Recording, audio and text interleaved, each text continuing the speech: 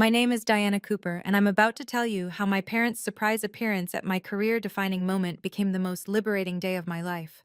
They stormed into my product launch, demanding I sell my apartment to save my gambling brother from loan sharks.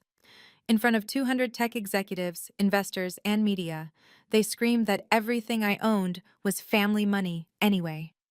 But what they didn't know was that I'd been preparing for this confrontation for 2 years, armed with legal documents that would flip their entire narrative on its head. If you're watching this, please subscribe and let me know where you're watching from. This story changed how I view family, money, and the power of setting boundaries when the people who are supposed to protect you become the ones you need protection from. Let me take you back to that morning. The grand ballroom at the Ritz-Carlton was everything I'd dreamed it would be. Crystal chandeliers cast perfect light on the 200 guests filling the room: venture capitalists, hospital executives, tech journalists, and my entire team who'd worked alongside me for 3 years to reach this moment. I stood at the podium, my hands steady despite the magnitude of what we were about to unveil. Behind me, our logo glowed on the massive screen: Med-AI Diagnostics. 3 years of 18-hour days, countless iterations, and burning through my savings had led to this.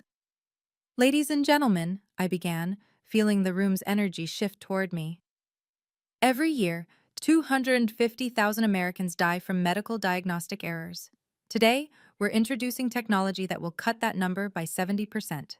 The demo was flawless. Our AI system analyzed complex medical scans in real time, catching details that even experienced radiologists might miss. When I showed the case study where our system detected early-stage pancreatic cancer that 3 specialists had overlooked, Dr. Harrison from Mount Sinai actually gasped. James Mitchell, CEO of Apex Ventures, leaned forward in his front row seat. His fund had been circling us for months, and today's presentation would determine whether we'd receive the $50 million in Series B funding we desperately needed. My CFO, Sarah, gave me a subtle thumbs up from the side. Everything was going perfectly. The Japanese delegation from Yamamoto Medical had stopped taking notes and were simply recording everything. The Bloomberg reporter was typing furiously on her laptop. In conclusion, I said, clicking to our final slide, Med-AI Diagnostics isn't just another tech product. It's a promise that no family should lose someone to a preventable diagnostic error. The room erupted in applause. 3 years of sacrifice, of choosing ramen over real meals, of sleeping in the office, of rebuilding my life from scratch after my family had torn it down. It was all worth it for this moment. Mitchell stood up, clearly ready to approach the stage. This was it, the moment that would change everything. Then I heard the commotion at the main entrance. Security was trying to stop someone, multiple someones.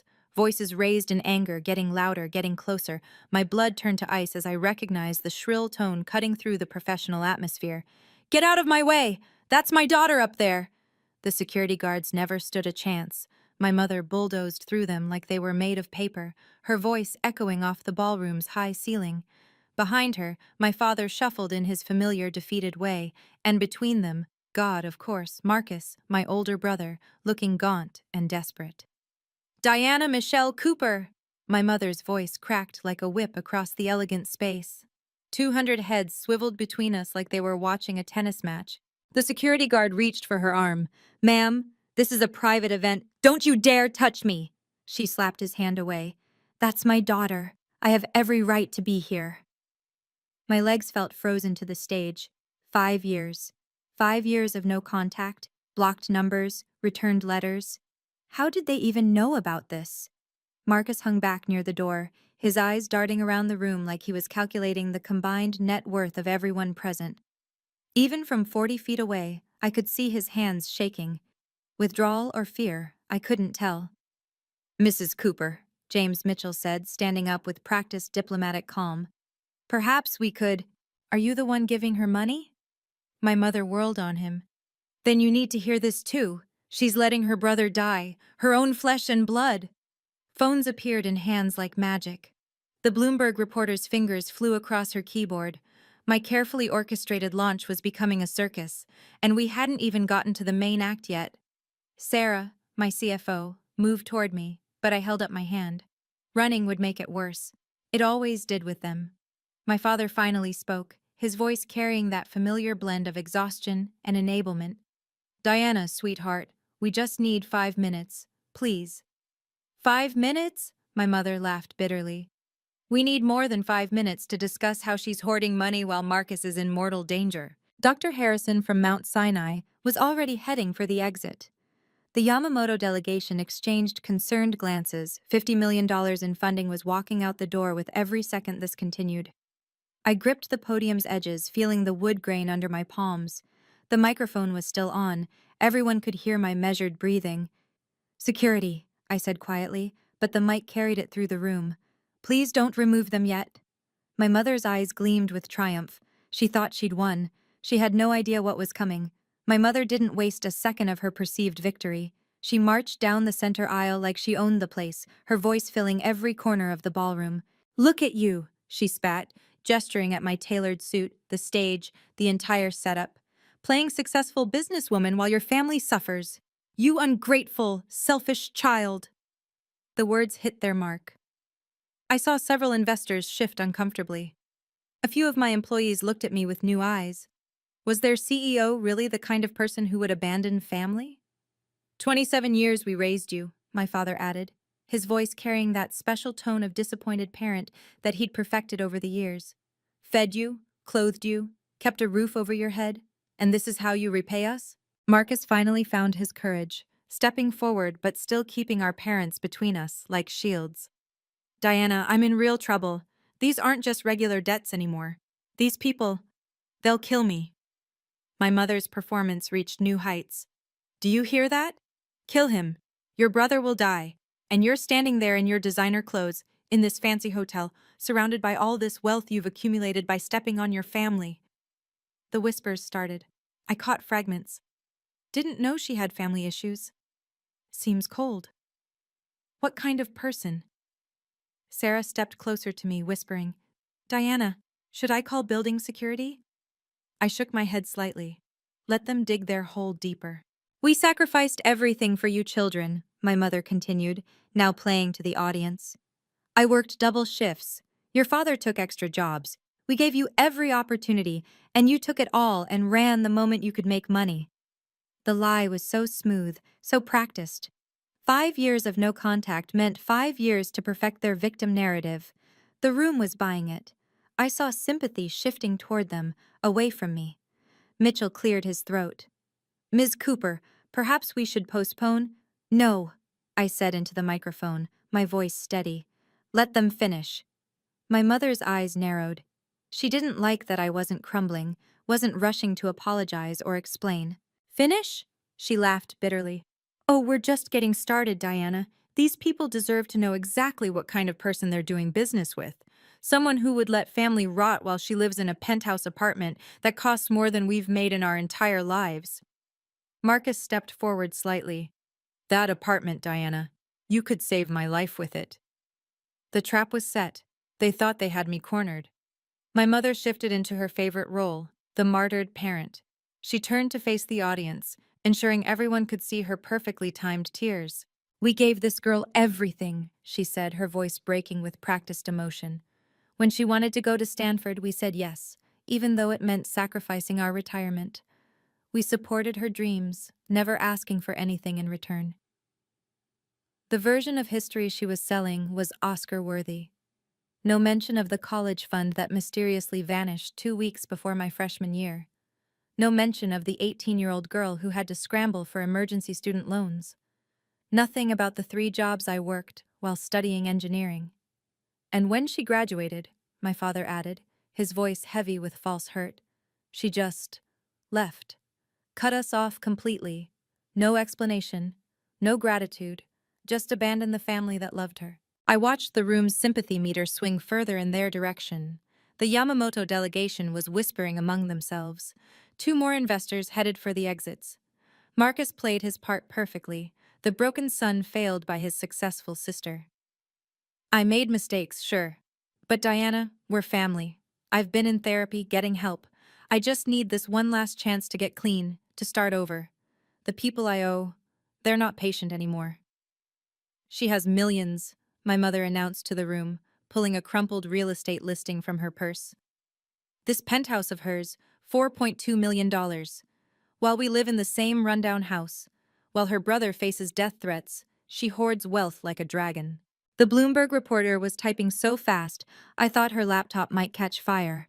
Tomorrow's headline was writing itself. Tech CEO abandons desperate family despite millions in assets. My team was looking at me with confusion, maybe even disappointment. They knew me as generous, someone who bought lunch for everyone, who gave bonuses even when we were struggling. This version my mother was painting didn't match, but I stayed silent, steady, watching. We're not asking for much, my mother continued, now fully in command of the room. Just family helping family. The same way we helped her when she needed it. The same way we sacrificed everything for her education, her future. She was rewriting history in real time, and the audience was buying every word. 5 years of no contact meant no one here knew the truth. No one except me. And the woman in the black suit who had just entered through the side door, carrying a leather briefcase. If you've ever been guilt-tripped by family over money, you know how Diana feels right now. The pressure to cave in front of everyone watching is immense. But what happens next will show you the power of preparation and boundaries. Before we continue, please hit that like button if you believe in standing up for yourself, and subscribe for more stories about justice and empowerment. Now, let's see how Diana handles this public ambush. My mother pulled out her phone, waving it like evidence in a courtroom. $500,000. That's what Marcus owes. These men sent photos of what they'll do to him if he doesn't pay by tomorrow night. Gasps rippled through the audience. The number was staggering, more than double what I'd expected them to demand.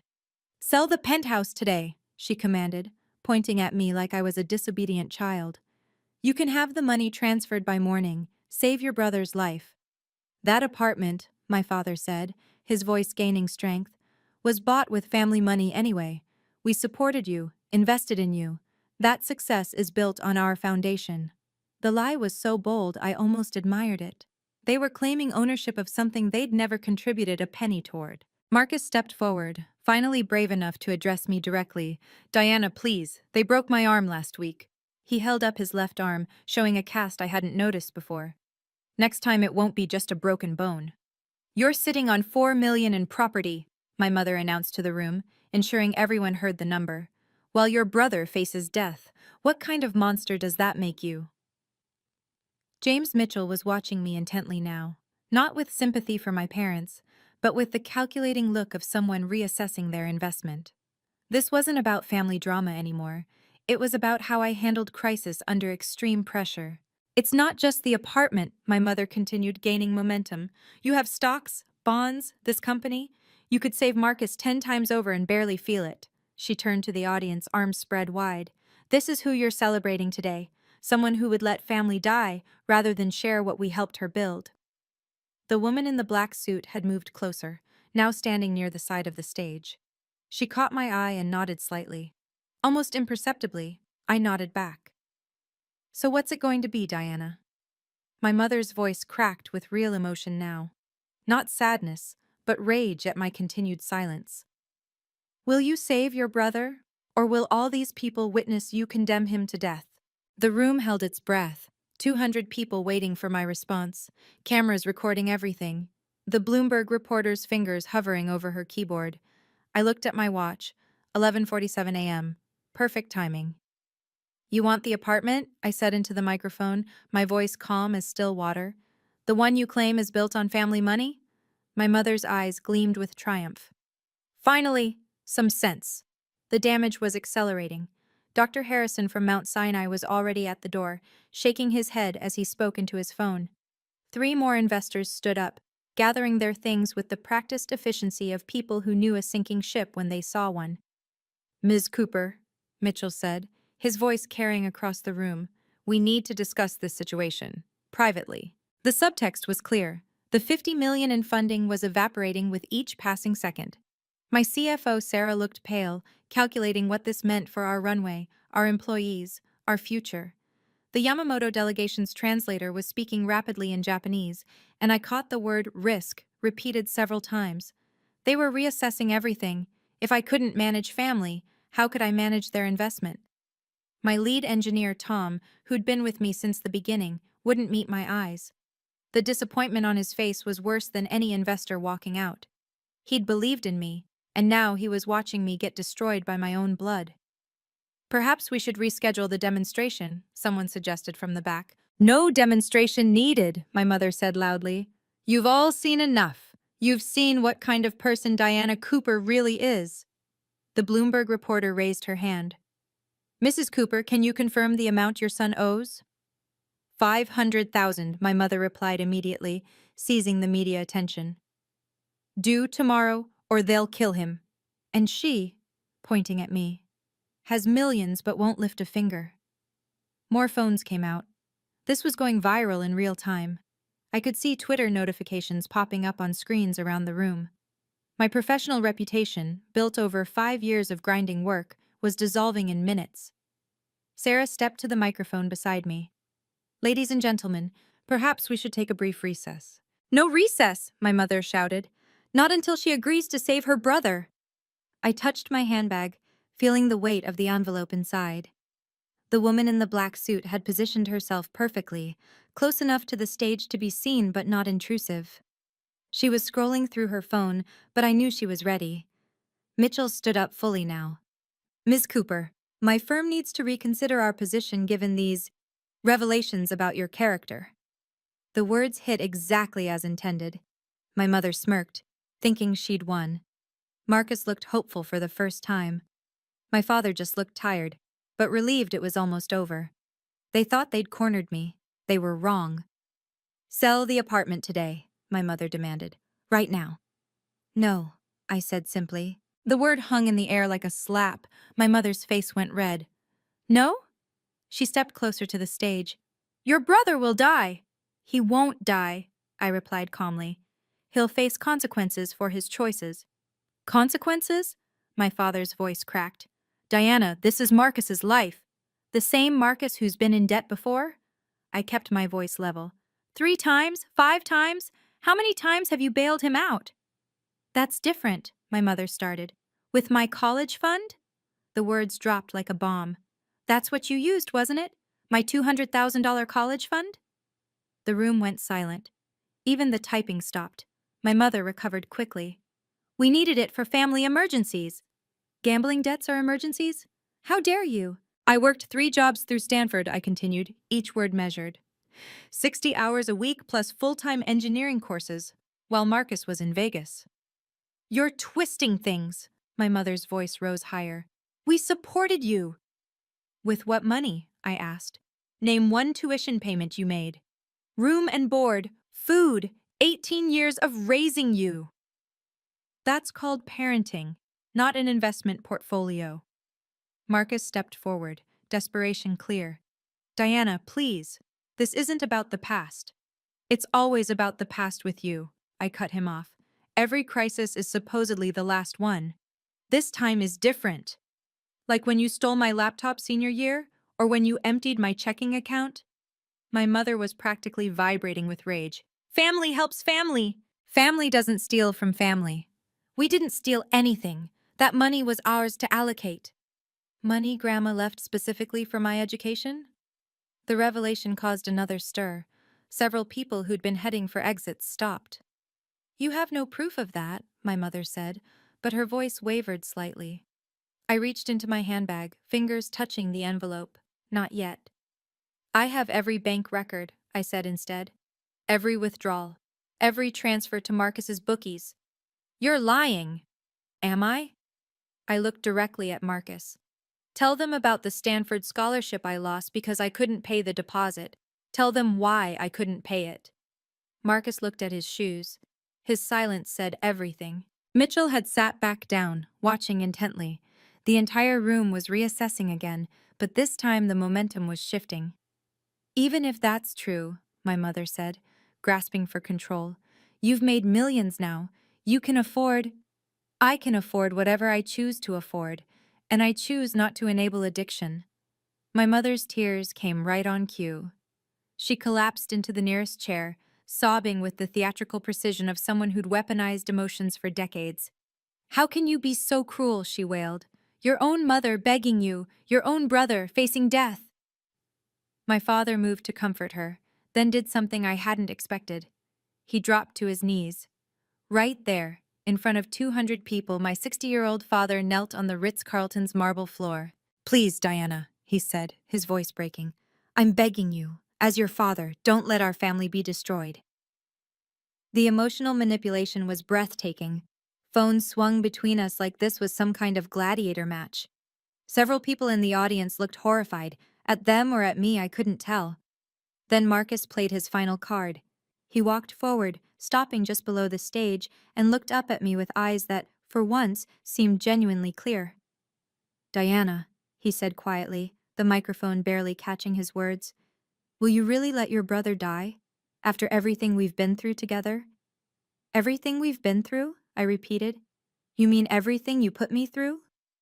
"I was sick. Addiction is a disease. It's a disease you've refused treatment for, repeatedly.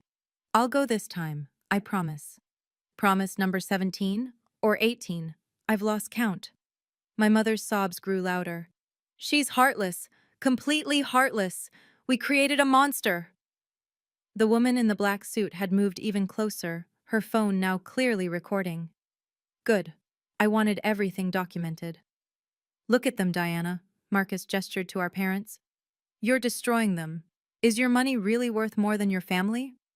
I glanced at my watch. 11:52 a.m. 8 minutes until the scheduled time. "You want to talk about destruction?" I asked. "Let's talk about the night before my Stanford final exams, when you needed just 5,000 to save your life. Remember what happened when I said no?" Marcus's face went white. "You called the police," I continued, "told them I was suicidal, had me detained for 72 hours. I missed my finals." Gasps echoed through the room.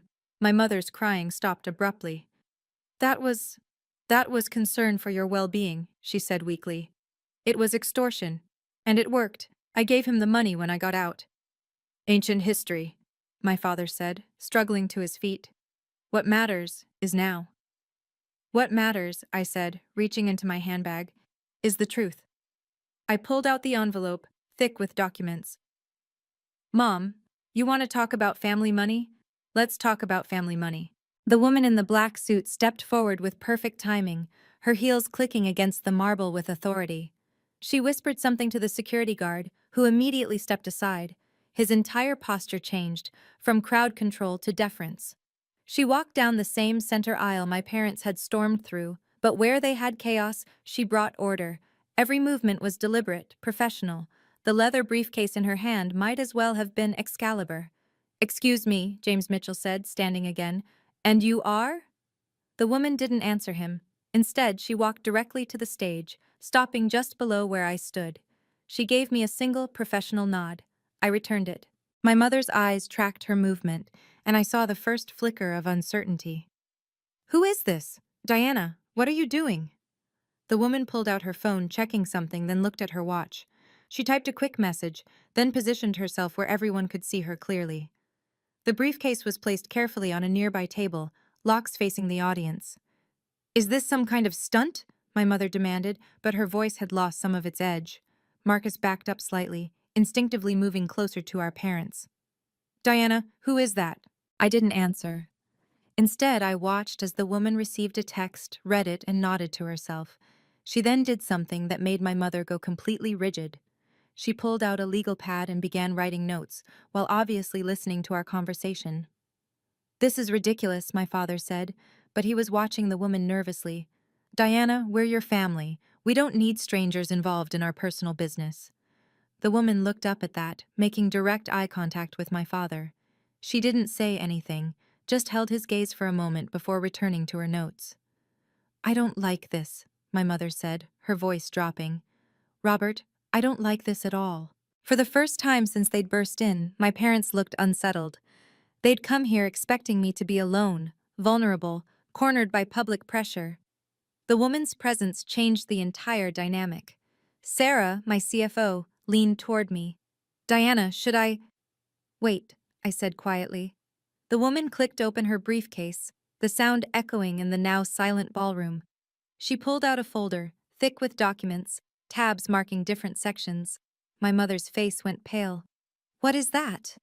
The woman spoke for the first time, her voice carrying the kind of authority that made everyone lean in. "Mrs. Cooper," she said calmly, "I believe you mentioned something about family money." "Let me tell you about family money," I said, my voice steady through the microphone. $200,000. Grandma Eleanor's education trust for me. Ring any bells, Mom? My mother's face flushed. That was family money to be used as we saw fit. The trust specifically stated, "For Diana's college education only." I have the documents.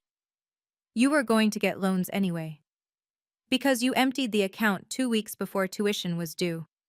I pulled a paper from my envelope. August 15th, 2016. Full withdrawal. Care to tell everyone where it went? Marcus shifted uncomfortably. He knew exactly where it went. Marcus had debts, my father said defensively. Dangerous people were threatening him. The same dangerous people who've threatened him every year since he was 21? This is different. You're right. This time it's 500,000 instead of 200. I pulled out another document. Want to know how I paid for Stanford after you stole my college fund? The room was dead silent now. Even the Bloomberg reporter had stopped typing, just listening. 3 jobs, I continued. Starbucks at 5 a.m., campus library until midnight, weekend coding projects, 60 hours of work plus full engineering course load. We didn't know you were struggling, my mother started. Because you blocked my calls when I asked for even $50 for textbooks. That's not true. I pulled out my phone, scrolled to screenshots I'd saved for 5 years. September 3rd, 2016. Can't help you, Diana. Marcus needs our support right now. October 15th. Stop being selfish. Family helps family. December 1st. If you can't manage money better, maybe college isn't for you. My mother's mouth opened and closed like a fish. But here's the interesting part, I said, looking directly at her. I kept every receipt, every loan document, every pay stub, every bank statement showing my payments. The woman in the black suit pulled out a thick folder from her briefcase, holding it up so everyone could see the label. Cooper Education Loan Documentation, 2016-2021. 200,000 in student loans, I continued, paid back in full, with interest, by me, alone. So, my mother said, but her voice was shaking now. You paid your loans. Good for you. Not my loans, I said, pulling the final document from my envelope. Yours. The woman in the black suit smiled slightly, opening her folder. You see, Mom, I did something interesting. I documented that the loans were to replace stolen trust funds. And guess what that makes them legally? My mother's face went white as a sheet. The tension in that room is unbearable. 200 tech executives are witnessing a family meltdown that could destroy Diana's career, but she's been preparing for this moment. If you've ever had to stand up to family manipulation, drop a comment below. I read every single one.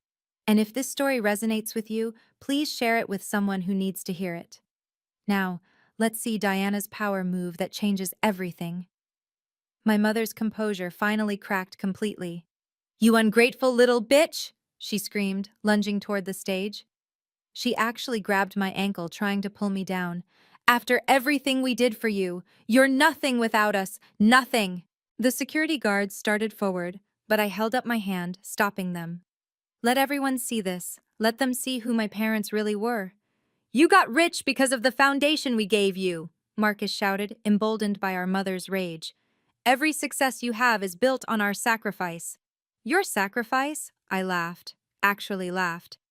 Name one sacrifice, one specific thing you gave up for my education. Everything! My mother shrieked, still gripping my ankle. We gave up everything! Name one thing. The vacation home, my father suddenly said. We sold the cabin to pay for your expenses. I pulled out another document. The cabin you sold in 2015? The year before I started college? The one you sold to cover Marcus's Vegas debts? The Bloomberg reporter was recording everything now, her phone held high. You're twisting everything, my mother screamed, making us look like monsters. She turned to the audience, mascara streaming down her face.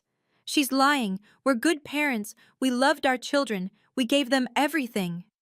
You gave Marcus everything, I corrected, including my future. He needed help. He needed consequences. Instead, you gave him my college fund, my laptop, my savings bonds from grandma, even my car. That car was a family vehicle. That I paid for, with my summer job money, which you also gave to Marcus. The room was recording everything, every phone, every camera, capturing the complete meltdown of my parents' carefully constructed victim narrative. You owe us! My mother screamed, finally releasing my ankle and standing up. You owe us for raising you, for feeding you, for keeping you alive. I owe you nothing. We'll sue you. We'll take everything. Try it. She actually raised her hand like she was going to slap me, even with the distance between us. The security guard stepped forward, but the woman in the black suit was faster. Mrs. Cooper, she said sharply, I would strongly advise against any physical contact. Who the hell are you? My mother spun on her. The woman smiled, a shark smile. Someone who's been documenting this entire interaction. Please continue threatening your daughter. The court will find it very interesting. Court? My father said, his face draining of color. What court? James Mitchell stood up and walked toward the stage with deliberate steps. The entire room tracked his movement. This was it, the moment that would determine everything. Ms. Cooper, he said, his voice carrying across the ballroom. Is this your family? Before I could answer, my mother whirled on him.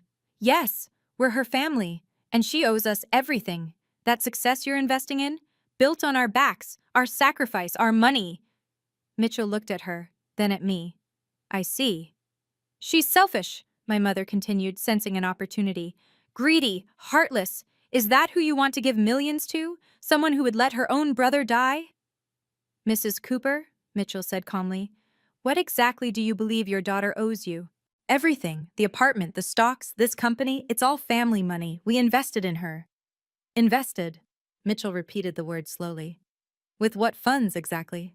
Her college fund. $200,000. The fund you took for your son's gambling debts? My mother's mouth snapped shut. Mitchell turned to me. Miss Cooper, do you have documentation of this? I reached into my handbag, pulling out the envelope. My hands were steady as I handed it to him. Everything's here. He opened it, scanning the first few pages. His eyebrows rose slightly. This is... He paused, reading more carefully. This is a loan agreement, with your parents' signatures. What? My mother's voice cracked. We never signed anything. The woman in the black suit stepped forward. Mrs. Cooper, Mr. Cooper, perhaps you should look at these documents before making any further statements. She handed them copies from her briefcase. I watched my parents' faces change as they read. This isn't... We didn't... My father stammered. Page 3, I said calmly. Your signatures. Notarized. August 20th, 2016. 5 days after you emptied my college fund. You tricked us, my mother screamed. I asked you to sign a form acknowledging the withdrawal. You thought it was just bank paperwork. You didn't read it. The room was absolutely silent except for the sound of paper rustling as my parents frantically flipped through pages. Every penny you took is documented as a loan, I continued, with 10% interest, as you insisted was fair when I asked for help with textbooks. Mitchell was reading intently now, a small smile playing at his lips. This can't be legal, my mother said desperately. The woman in the black suit spoke up. I assure you, Mrs. Cooper, it's completely legal and enforceable. You're a lawyer? My father asked weakly. She smiled. Among other things. The woman in the black suit stepped to the center of the room, commanding everyone's attention. Allow me to introduce myself. Catherine Reynolds, former federal prosecutor, currently senior partner at Reynolds & Associates.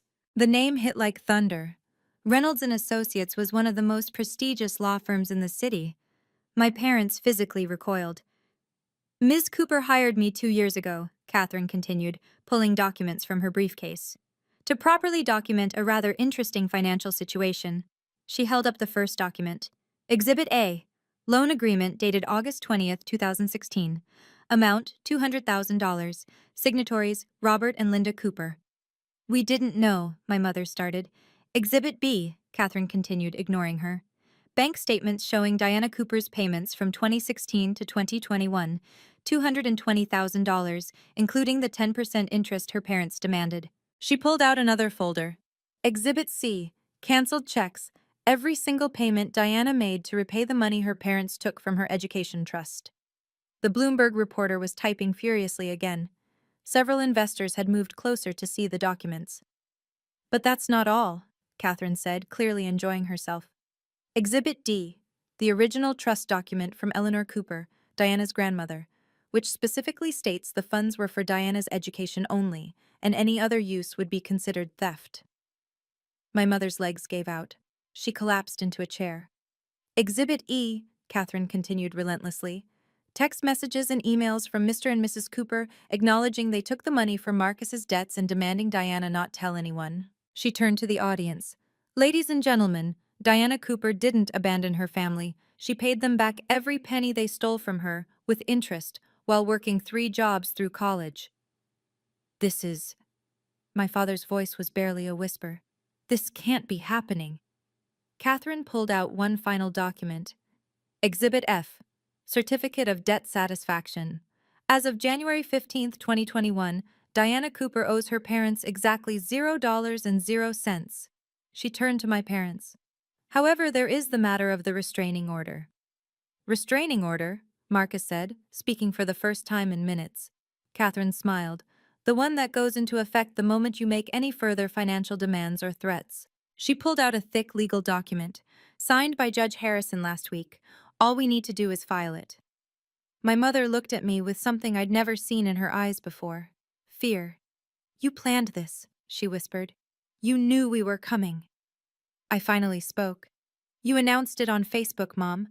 Going to Diana's big event to get what we're owed. The room erupted in whispers. Catherine held the documents high enough for everyone to see clearly. Let me read the key points for everyone here, since Mrs. Cooper wanted to discuss family money publicly. She cleared her throat. From the sworn affidavit, Diana Cooper took out student loans totaling $200,000 after her parents withdrew her entire education trust fund on August 15, 2016. Stop, my mother whispered, but Catherine continued. Said funds were used to pay gambling debts incurred by Marcus Cooper at the Bellagio, MGM Grand, and through various illegal bookmaking operations. Marcus's face went crimson. Several people in the audience gasped. Despite having no legal obligation, Diana Cooper chose to repay her parents the full amount, treating it as a loan to preserve family relations. Catherine looked directly at my parents. She paid you back money you stole from her, every penny, plus interest. Furthermore, she continued, reading from another page, bank records show that Mr. and Mrs. Cooper have received $43,000 from Diana over the past 5 years, listed as gifts on tax documents. Those were loans, my mother protested weakly. Without any documentation? The IRS will find that interesting. Catherine pulled out another sheet. Meanwhile, Diana Cooper has been paying taxes on the money she gave you, reducing her own income to help family members who publicly claim she abandoned them. James Mitchell stepped forward. May I see those documents? Catherine handed him copies. He read quickly, his expression shifting from skepticism to amazement. This is extraordinary, he said loudly enough for everyone to hear. Ms. Cooper not only succeeded despite family sabotage, but maintained such detailed records that she could prove everything. The Yamamoto delegation was discussing rapidly in Japanese. I caught words like integrity and remarkable. Catherine wasn't done. One final document. She pulled out a sealed envelope. Security footage from this hotel, dated today, showing Mr. and Mrs. Cooper attempting to bribe a staff member for Diana's room number. They've been planning this ambush for weeks. She turned to face the audience. Every accusation they've made today is not only false, but potentially criminal. Extortion, attempted fraud, harassment, all documented. We just wanted help, my father said weakly. No, Catherine corrected. You wanted money. There's a difference. She looked at my mother. You asked what kind of person Diana is. She's someone who paid back stolen money to maintain her integrity, who built a company that will save lives despite starting with nothing, who had the wisdom to document everything when dealing with people who would destroy her reputation for profit. The silence that followed was deafening. Catherine pulled the restraining order from her briefcase with the practiced motion of someone who'd done this hundreds of times. The official seal was visible even from a distance. This restraining order, she announced, was signed by Judge Harrison of the Superior Court on November 10th. It becomes effective the moment I file it, which I can do electronically right now. She held up her phone. One click, and Mr. and Mrs. Cooper, along with Marcus Cooper, will be legally required to stay 500 feet away from Diana at all times. No contact, no calls, no emails, no showing up at her work or home. You can't do this, my mother said, but all the fight had drained from her voice. I can, and I will, if you don't leave immediately. Catherine turned to the security guards. Gentlemen, please prepare to escort the Cooper family out. The guard stepped forward, no longer hesitant. The legal documentation had changed everything. Wait, my father said desperately. Diana, please, we're still your parents. No, I said firmly. Parents protect their children. They don't steal from them. Catherine looked at her phone. You have 5 minutes to leave voluntarily. After that, I file the order and you'll be removed by law enforcement. This is insane, Marcus finally exploded. Diana, I'm your brother. I'm in actual danger. Then go to the police, I said calmly. File bankruptcy. Enter rehab.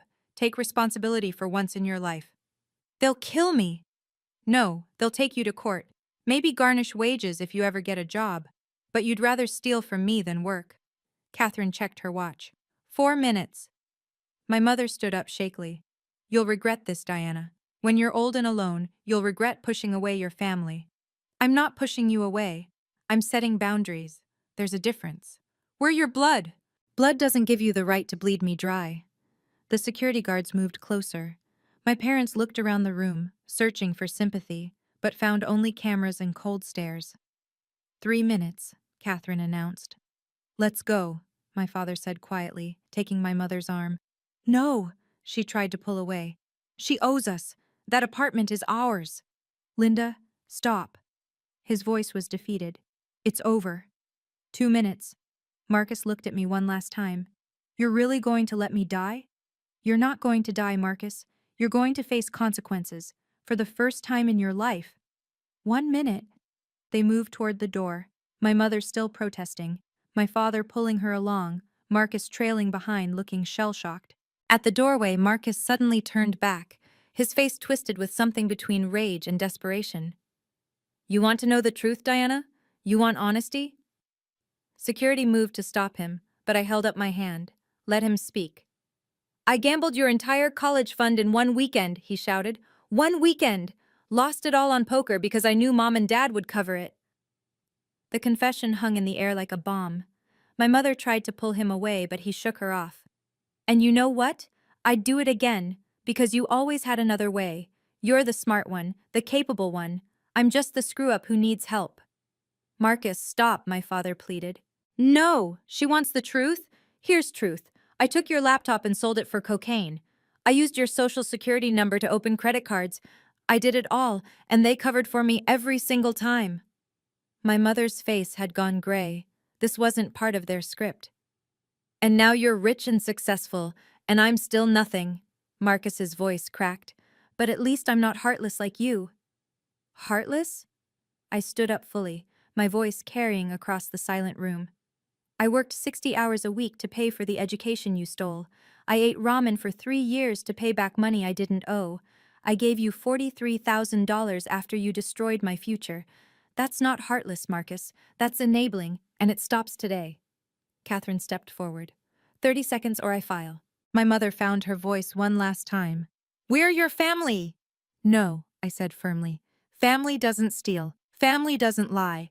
Family doesn't destroy each other for money. You're just people I share DNA with. You'll be alone forever. I'd rather be alone than broke and betrayed. 15 seconds, Catherine announced, her finger hovering over her phone. My father finally took charge, physically pulling both my mother and Marcus toward the exit. We're leaving now. As they reached the door, Marcus turned back one more time. I hope your money keeps you warm at night. Warmer than your debt collectors, I replied. The door closed behind them with a decisive click. The silence that followed felt like the first clean breath after nearly drowning. Catherine looked at me. Should I file it anyway? Not yet, I said. But keep it ready. She nodded, tucking the documents back into her briefcase. They'll be back. Their type always comes back. I know, but next time I'll be ready. You were ready this time. Yes. Yes, I was. The silence lasted exactly 3 seconds. Then James Mitchell started clapping. It began slowly, deliberately, his applause echoing through the ballroom. Dr. Harrison joined in. Then the Yamamoto delegation. Within moments, all 200 people were on their feet, the standing ovation thunderous. I stood there, stunned, as people who'd been ready to walk out 5 minutes ago now showed their support. The Bloomberg reporter was wiping her eyes while still typing one-handed. Mitchell walked up to the stage, extending his hand. Miss Cooper, that was the most impressive display of integrity and preparation I've ever witnessed. I shook his hand, still processing what had just happened. 50 million? He said loudly enough for everyone to hear. Let's make it 75. Anyone who can handle that level of pressure while maintaining complete professionalism is exactly who we want to invest in. The Yamamoto delegation's translator approached. Mr. Yamamoto would like to express his deep respect. In Japanese culture, maintaining dignity while setting boundaries with family is considered the highest form of strength. My CFO, Sarah, was crying openly as she hugged me. Diana, I had no idea. No idea what you went through. Idea. Tom, my lead engineer, grabbed my hand. We knew you were tough, but this explains everything. The long hours, the drive, the attention to detail. You were always preparing for war. Not war, I corrected. Defense. Dr. Harrison from Mount Sinai approached. Ms. Cooper, I need to apologize. I was ready to leave, to judge you based on their performance. But what you've shown today, the documentation, the legal preparation, the calm under fire, this is exactly the kind of leadership healthcare technology needs. Catherine Reynolds was packing up her briefcase when several investors approached her, asking for business cards. She winked at me. Apparently, publicly destroying manipulative people was good for business. The Bloomberg reporter raised her hand. Ms. Cooper, can I ask, why did you pay them back? You had no legal obligation. I thought for a moment. Because I needed to own my success completely. Every dollar I have, I earned. They can't claim credit for any of it. But 43,000 after that? Guilt is expensive, but it's not infinite. Today was the final payment. Mitchell spoke up. For what it's worth, your company valuation just went up. Integrity like this is rare. Someone from the back shouted, Are you going to file the restraining order? Only if they come back, I said. They've been given a choice. Stay away and keep their freedom, or persist and face consequences. The room nodded collectively. They understood. This wasn't cruelty. It was justice. Within 6 hours, everything changed. The Bloomberg article went live at 3 p.m. with the headline, Tech CEO's Masterclass in Boundary Setting Goes Viral at Product Launch. By dinner, it had been shared over 1 million times. Mitchell's firm wired the $75 million that afternoon, $25 million more than we'd originally discussed. His email was simple. Integrity is the rarest commodity in Silicon Valley. We're not just investing in your technology, we're investing in your character. The Yamamoto delegation signed a partnership agreement worth another $30 million, specifically citing demonstrated crisis management and ethical leadership in their decision memo. Mr. Yamamoto himself called to say that in 40 years of business, he'd never seen such grace under family pressure. 3 more venture firms reached out before sunset. Our valuation, which had been hovering around $200 million that morning, hit $600 million by market close. But the real shock came from our customers. Hospital systems that had been hesitant suddenly wanted immediate demos. Johns Hopkins, Mayo Clinic, Cleveland Clinic, they all called within hours. The CEO of Kaiser Permanente left a voicemail. Anyone who can handle that level of personal attack while maintaining professionalism can handle our implementation challenges. Sarah showed me the numbers, tears in her eyes again. Diana, we just secured enough funding to operate for 10 years without another investor meeting. The job offers poured in too. Google, Apple, Microsoft, all wanting to poach someone who'd demonstrated such spectacular leadership under fire. I declined them all. This was my company, built from nothing, owned completely. Catherine Reynolds called that evening. Diana, I've had 17 inquiries about representing other tech executives with family issues. You've started something. I just wanted them to leave me alone. No, you wanted justice. And you got it. Publicly. That matters. The security footage from the hotel had been leaked, probably by staff who'd witnessed everything. The video of my mother screaming while I calmly presented documents had become a masterclass shared in business schools by end of day. But the most meaningful response came from my team. Tom organized a dinner that night, just the core group who'd been there from the beginning. No speeches, no grand gestures, just a cake that said, "Boundaries are beautiful." "We always wondered why you worked so hard," Sarah said, "why you documented everything obsessively. Now we know. You were building a fortress." Not a fortress, I corrected. A foundation. One they couldn't shake. By midnight, MedEye Diagnostics was trending globally. We'd become the most valuable pre-IPO healthcare technology company in the country. All because I'd finally said no. 6 months later, I stood in the same Ritz-Carlton ballroom, this time for our IPO celebration. MedAI Diagnostics had just gone public at a $2 billion valuation. The same people who'd witnessed my family's meltdown were now toasting our success. The restraining order had never been filed. My parents and Marcus had vanished completely after that day. No calls, no texts, no surprise visits. Sometimes silence is the loudest apology you'll ever get. I'd started therapy the week after the confrontation. Dr. Martinez helped me understand that setting boundaries wasn't cruelty. It was self-preservation. "You can't save someone who's using you as a life raft while drilling holes in the boat," she'd said. The money I'd been giving my family, that $43,000, I now donated to a scholarship fund for students whose families had drained their college savings. In 6 months, we'd helped 12 kids stay in school. James Mitchell approached me during the IPO party. "Any word from them?" "Nothing, and that's the gift." "Do you regret it?" "I regret that it was necessary. I don't regret doing it." He nodded. "My brother still asks for money, but now I say no. You taught me that." The truth was, I'd learned something crucial that day. Boundaries aren't walls you build to keep people out. They're bridges to self-respect. Every time you maintain them, you tell yourself and the world that you matter. Catherine Reynolds had become a friend. Over coffee, she'd told me, "You know what was brilliant? You didn't try to convince them. You just presented facts. You can't argue with documentation." The viral video had sparked a movement. #document. Everything became a rallying cry for people dealing with financial abuse from family. Support groups formed. Lawyers specializing in family financial abuse saw their practices triple. But the biggest change was in me. I slept better. The constant anxiety of waiting for the next crisis, the next emergency call, the next guilt trip. It was gone. I'd bought my peace with that confrontation. My apartment, that $4 million penthouse they'd demanded, had become my sanctuary. Not because of its value, but because it was bought with money I'd earned, free from any claims or guilt. Marcus had entered rehab, according to a cousin who'd reached out. My parents had downsized, sold their house, and moved to Florida. They were surviving. That wasn't my responsibility anymore. Success isn't just about what you achieve. It's about what you refuse to sacrifice to achieve it. And I'd refused to sacrifice myself. Standing on that IPO stage, I thought about everyone watching who might be trapped in their own cycle of family financial abuse. So I decided to share one final truth. "Your success is not an apology for their failures," I said into the microphone. "You don't owe anyone compensation for being capable.